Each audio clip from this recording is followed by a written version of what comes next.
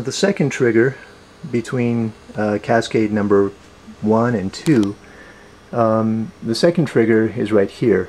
You can see there's a marble behind this peg, and this peg is actually, it's not just a small peg, it goes all the way down through a shaft.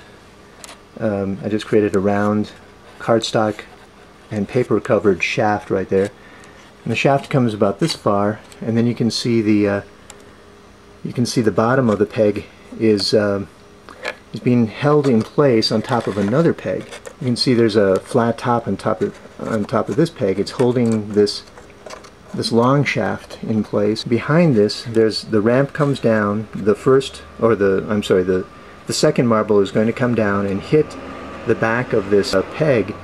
The peg will fall into this along with the marble, and then the long shaft, which comes up through here, this will drop straight down and the marble will drop out. And I'll do that right now. You can see how the marble drops out when that happens. There it goes.